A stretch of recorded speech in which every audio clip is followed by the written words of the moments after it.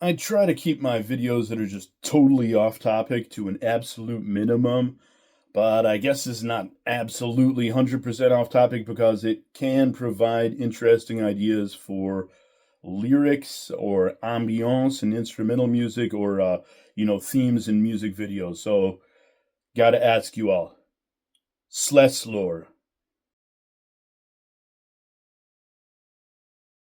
has this channel randomly shown up on your front page when you open YouTube one day?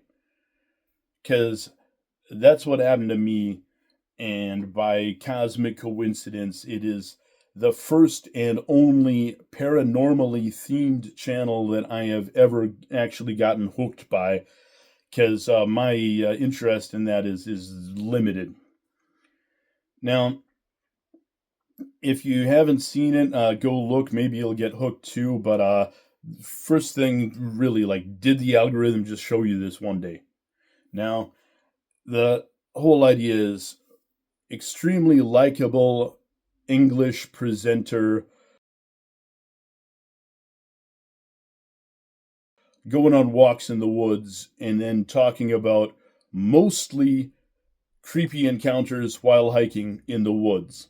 I think that's where the algo got me because I was in Kentucky going on hikes in the woods every day, talking about it a lot. And then it's like the first paranormal thing is your phone actually listening to you. I think we have all gotten that impression at some point based on the advertising it shows you and things when, some appliance that something that you've never searched for just shows up that you've only talked about. But so likable British presenter, English, in the woods. Almost all of the stories are within the realms of plausibility, like totally. Most of them are weird encounters with creepy people, and some of them are they're only creepy because it's like the person avoided a near abduction. Now, first thing is his channel showed up 4 months ago. I think it was the end of April, beginning of May, 2026, when it just popped up on my channel the first day, and it was talking about a hiking trip in Appalachia. I think where they heard some weird animal that might have been like an invisible creature, but probably not. But it spooked the dogs to an extent that the guy was thinking maybe the dogs are seeing something that I can't see. Still plausible. And then a lot of them got into things where they're all from people writing this guy, the likable presenter, and telling them their story, and then he says he interviews them on the phone or video chat or something, but he talks to them for a long time so that he memorizes their story in extreme detail very well. That's the other thing. Making videos myself, and trying to get a flow where you're just staying coherent, on point, and remembering all the points you want to touch on. He does that perfectly. Not that I would attribute any malice to him that he's making it up himself and writing stuff and memorizing it perfectly, but he memorizes a litany of stories perfectly where people write him because he's so likable, and he really is. And then it's kind of like, Ghostbusters. We're ready to believe you. Even though most of the stories are totally explainable within the realms of the mundane. And some of them, the weird people that they meet, are he's just teasing it a little bit. They might be possessed, dead eyes, for whatever reason, like no whites of their eyes, no pupils, just black, or they're acting like they might be robots, or neighbors who suddenly don't remember you, neighbors that you've talked a lot to, and that kind of thing. Did they get replaced? That's sometimes thing. And the guy who shows up the guy in a business suit shows up hiking on some trail, remote trails. A lot of them are extreme hikers who are going off trails and not just walking in the woods like I was doing. But yeah, so I was in Kentucky talking a lot about Appalachia, where for me, it was the disappointment of realizing I'm not even in Appalachia. Berea, Kentucky, where I was at, central Kentucky, that's not really where Appalachia starts. But the Appalachian Trail, it seems like if you talk about it enough, there's a plethora of like deep mystery stories and people disappearing, all kinds of stuff, and especially hearing invisible animals, like maybe it's a monster. Not too many Bigfoot stories on this channel. That's the other thing. The absence, the dearth of the typical paranormal stories where yeah, Bigfoot and aliens. Not too many of those, but it does get touched. Like maybe the creepy guy who's like doing nothing, like just standing there, um, and maybe he's an alien, or maybe the neighbors have been replaced by aliens. But he doesn't insult your intelligence, and he doesn't push the paranormal topic on you. That's another thing. This is clearly a channel masterfully crafted for rationalist, non-believer skeptics like me, and probably you, depending. Yeah, and like if you've ever had a paranormal experience of any kind, no matter how mundane, please write about it if you want to share it. I mean, I like to hear that stuff because my interest in the paranormal is mostly because I've never had a paranormal experience. The one thing close to one was certainly mundane. The fireball I saw in the sky that was probably space junk falling to Earth. Other people saw it too, and I never heard anything about the story again. But I saw a big fireball in Richmond, Indiana, in 1999, and it wasn't a big deal. But it did lead to my favorite einstürzende Neubauten lyric. Ich warte bis ein Stückchen Weltraumschrott vor meine Füße fällt. I'm waiting till a piece of space junk falls before my feet. That was kind of funny. Now, was it a paranormal coincidence that turned into that I heard that lyric? No, it was not. Coincidences. And almost everything's coincidence, all of that stuff. And aliens, no, I don't. I think the realm of impossibility of any kind of interstellar travel, or going a significant fraction of one light year, or a significant fraction of light speed and stuff, that's completely impossible. And that ties in with the space dust that you're inevitably going to hit if you're going at some kind of hyperspace, blows you up.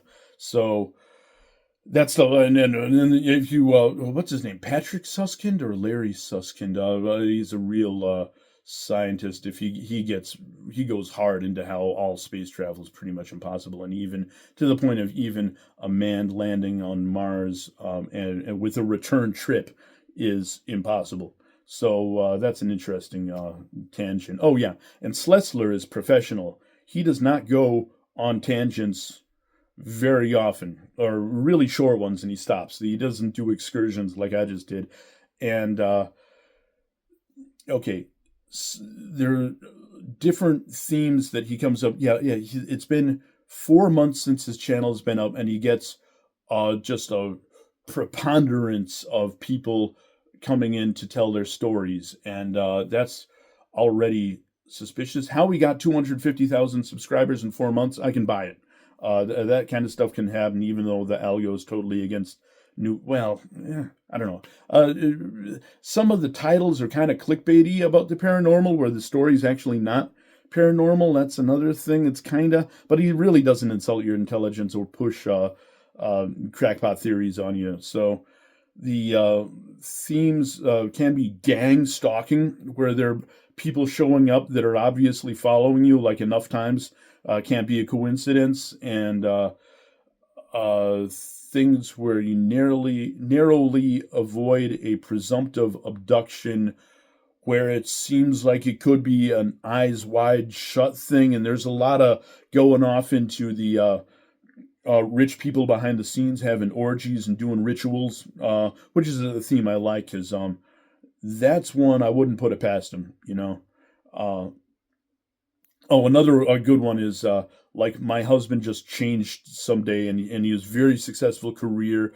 and sometimes making millions and stuff. And then it seemed like he sold his soul to the devil, like he just went dead, like no emotions anymore, which I can actually imagine happening in real life if you get into working too much for years and years. Uh, it could. That's how a nervous breakdown might manifest itself.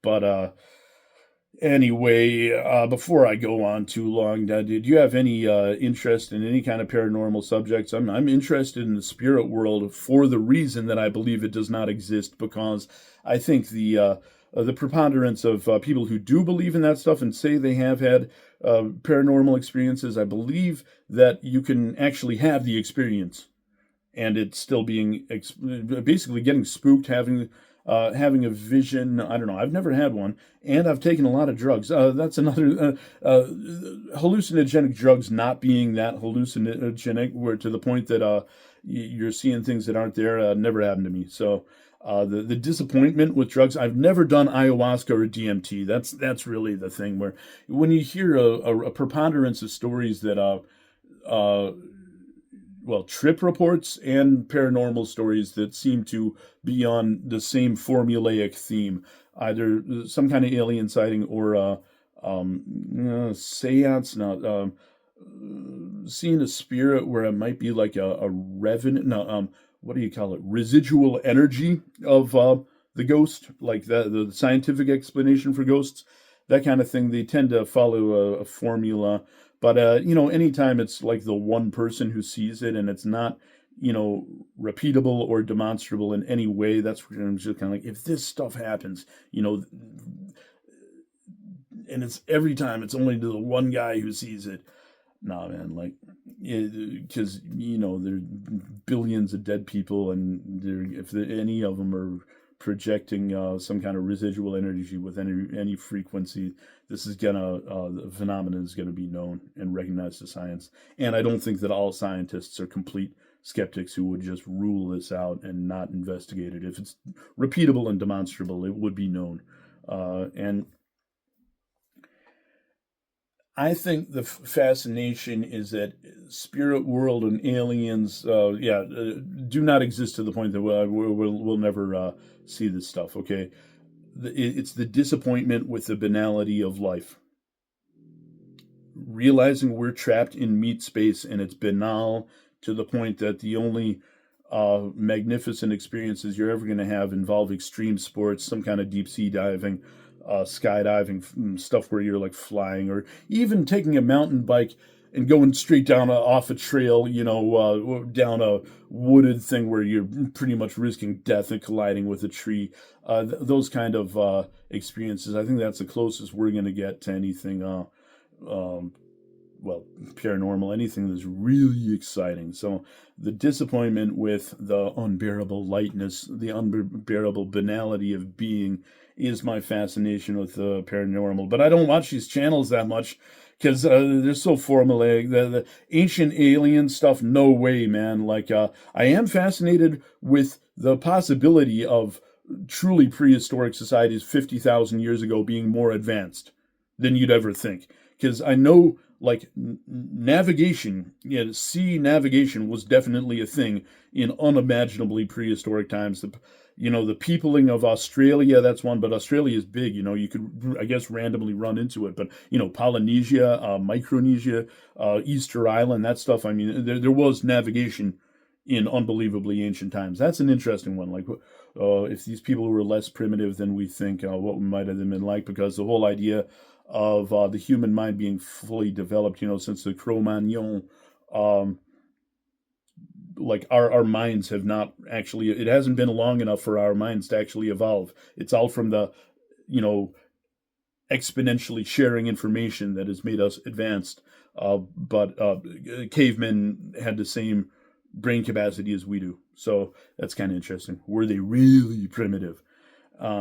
So I'm going on tangents. You see, Sleslor doesn't. I suspect he's a professional who didn't break into big time show business, because I've heard that's unbelievably insular insider thing where if you're not one of the king's chosen few, you don't get in. That also ties in with one of my absolute favorite YouTubers, Rob Ager from Liverpool who talks a lot about subliminal themes in great movies and how a lot of action movies, things like Road Warrior, like really great movies, that there's like way more to them than you'd ever think. And Stanley Kubrick, Deep Analysis. That's really interesting. Rob Ager, also skeptic, doesn't get into paranormal stuff, but he I think predates YouTube. Goes back to like 2006 or something. I was watching his videos before YouTube existed, and the only thing paranormal about him is he's been at it for like 20 years or more, and he doesn't seem to age. He seems to be permanently 35. Uh, Also within the realm of mundane exploit. He looked like he was 35 when he was 25, though. But and now he's got to be over 50. So whatever. Um, do you have any YouTube phenomena? Have you seen this guy? Did he randomly show up? Do you think he's, if you know him, do you think he a professional who's might be writing this stuff himself? Because he's very good at memorizing the stories that people write him, and the stories do tend to follow themes. Um, my favorite being the Eyes Wide Shut theme. Only rarely does it go into Bigfoots and aliens. So, I like the guy. I'm hooked on his videos. I'm gonna listen to more right now. So, if you made it this far, thanks a lot for watching my off-topic rant, which I will try not to do very many of in general. But thanks for watching. And here's your all-round carefree intro, outro. Not on a guitar, no edits this time. Thanks for watching. Bye.